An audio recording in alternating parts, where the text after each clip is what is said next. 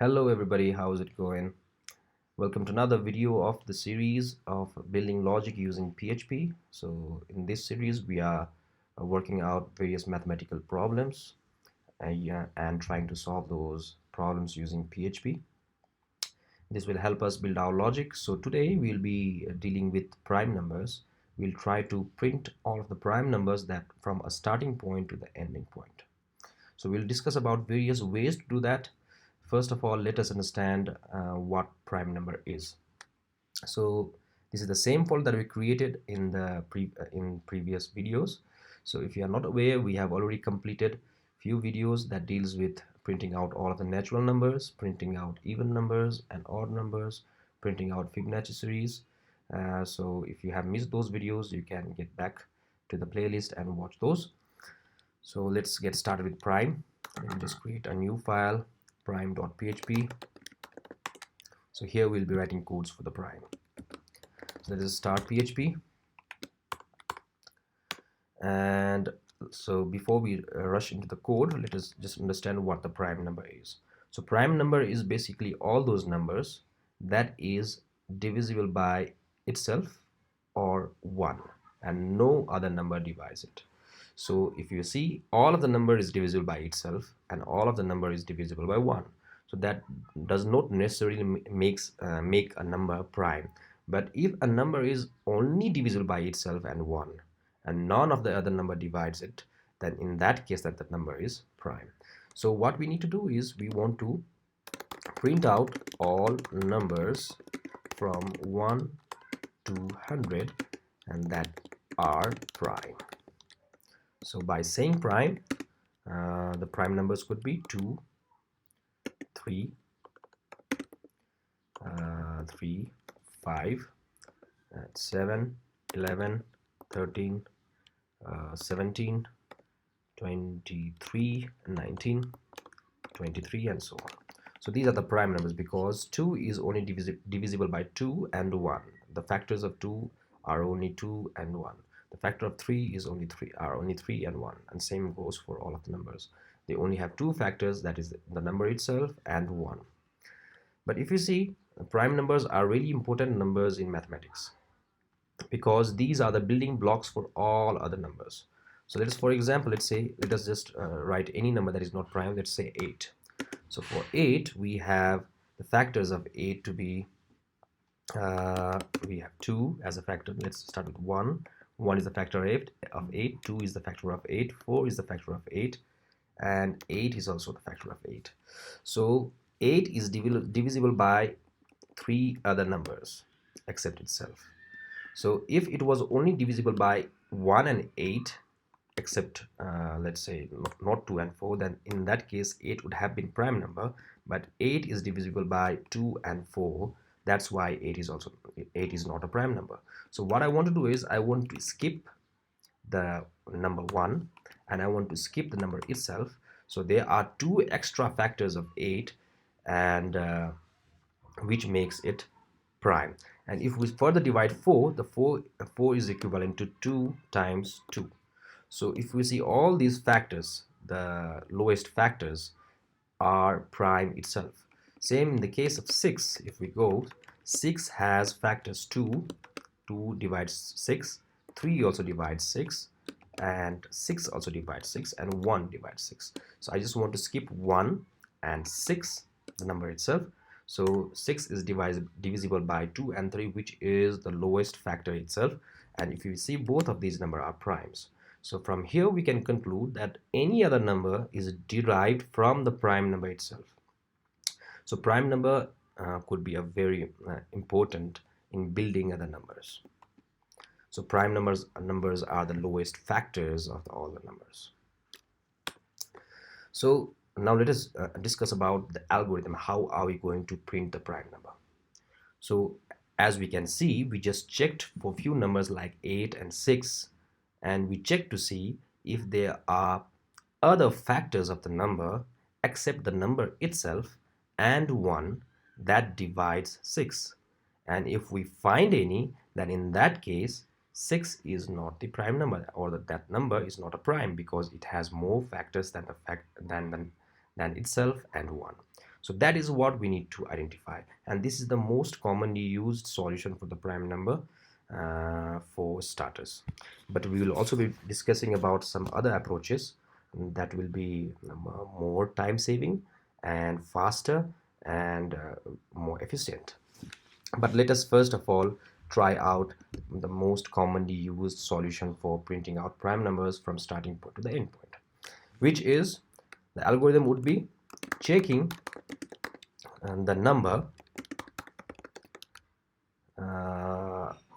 by all other numbers that are smaller than the number. What I mean is, if we are checking against 6, then in that case I have to check if 6 is divisible by 5, 4, 3, 2, and let's just skip 1 because 1 divides all the number. So if 6 is divisible by 5, 4, 3, and 2, then in that case, if any one of the numbers divides 6, then 6 is not a prime number. Here we can see 2 divides 6, 3 times 2 is also 6, so 6 cannot be a prime number. Similarly, let's check against let's say 4. So in order to determine if 4 is a prime number, we have to check to see if 4 is divisible by 3 and 4 is divisible by 2. Here we can see 3 does not divide 4, but 2 is a multiple of, 4 is a multiple of 2. So here we can see that since 4 is divisible by 2, in that case 4 is also not a prime number. But in case of 7, we can see if we check 7 against 6, 5, 4, 3, and 2, none of these numbers divide or is multiple of 7. So in that case 7 becomes a prime number. So this is our algorithm. So whatever number that we are comparing or checking that the number is prime or not, in that case all we need to do is we need to check all of the numbers that are lesser than that number. Okay, so let's do this. Now in order to do so, first of all we'll be looping from 1 to 100, or since we have skipped ones in all of the places, so we will not be starting from 1 to 100, rather we can start from 2 to 100 because we are sure 1 is not a prime number. So first thing first, we would like to start a loop I equals to 1, and I just said that we should start loop from 2, and I is let's say less than or equals to 100, so we want to reach till 100, and I plus plus. So what we are trying to do is we are trying to loop from 2 to 100, and we are trying to increase the value of I by 1 in each loop. Now what we want to do is we want to check the value of I against all of the smaller number or the lower number, and check to see if the value of I is divisible by any of the smaller number. So now this means if we are checking against 6, we have to again loop from 5 till 2, or let's say 6 till 2, and if any of the number from 6, let's say, or 5 till 2 divides the number 6, in that case 6 is not a prime number. So we need another loop to this loop actually increases the number from 2 to 100. So we need another loop to check this number with the lower numbers. So in this case we want to decrease the value of the initialized value by 1 and check against I. So we want to start from the number 6 and move till 2 and check the value against each number. So let's create another loop J. So we want to start from 6. We want to check all of the value that is lower than 6. So let us just start from 6. So 6 here is value I. So we are actually trying to check if I is divisible by any of its smaller number. So we will start from I, which means we will start from 6 in this case, and we want to check to see, we want to reach till 2.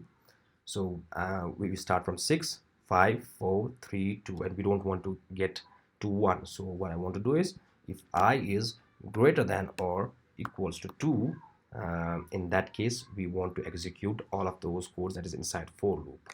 But if I is 1, in that case we want to terminate the loop. And in this case, no, it's not I, that should be j. So in this case, since we want to decrease the number in each loop, so I would just like to do minus minus. So this will decrease the value of j in each loop. Now what I want to do is, since we are starting from I, so if the value of I is 6, then we are starting from 6. But we can see here that we are not checking 6 against 6. We just skipped 1 and 6. We just skip that. So see, we'll do the same thing here. We have already skipped the 1. So we have started I from 2, and j also starts from I till 2. So we have already skipped 1. Now what I want to do is I want to skip the value 6 itself. So in that case, if $j equals to $i. So if we are checking against 6, which means if I is equals to 6, and if j is also equals to 6, then we are not concerned with that, because we want to skip 1 and 6. We have already skipped 1, and this is the way we can check to see to skip the same number. So if the number is same, we don't want to compare it, because all of the number is divisible by itself.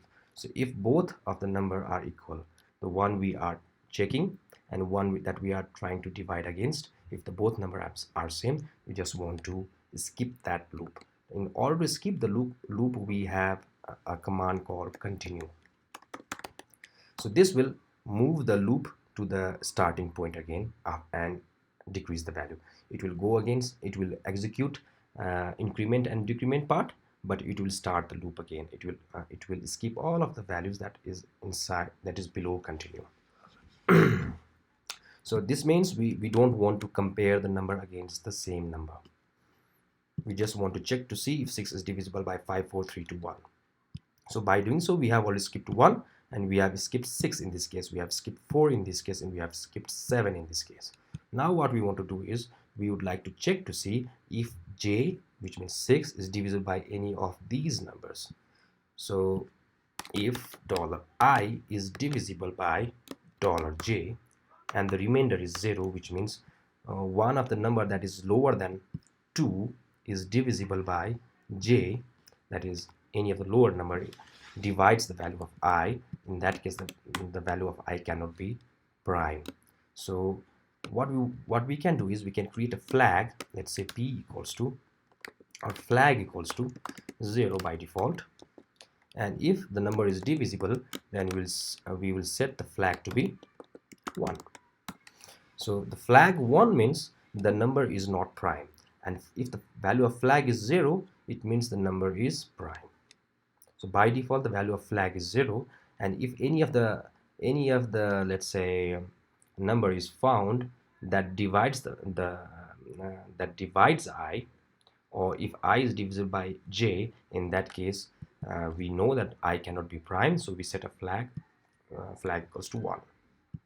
Now after the loop ends, if we, let's say the second loop, the loop inside loop ends, this means we have checked I against all of the numbers that is lesser than I. So for 6 we have checked 6 against 5, 4, 3, 2, 1. We have checked 4 against 3 and 2. So this is what this loop is for. So after checking through all of the lower number, now we want to see what is the value of flag. So if the value of flag is still 0, it means the number is prime. It was not divisible by any of the number. And if the value of flag is set to 1, which means we have at least found one factor except itself and 1 that divided the number I.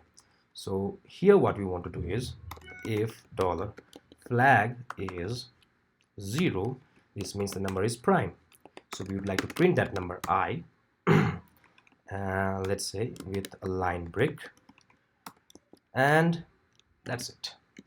So if the flag is still 0, then the print the number. That's what I have done. So let's try to execute it. So the folder name is maths.test/prime.php is the file name. So we can see 2, 3, 5, 7, 11, 13, 17, 19, 23. All of these are prime numbers from 1 to 100. So we can see that the prime number is now printed. So this was the first approach and the most common approach. This approach might sound confusing, but if you try to do it and try to trace it one by one for each loop, you will understand how it is done. So this was one of the approach, but this approach is really let's say not efficient, because we have two loops. We at least loop for each number. We have to loop, for example, for 2 we have to have one loop at least.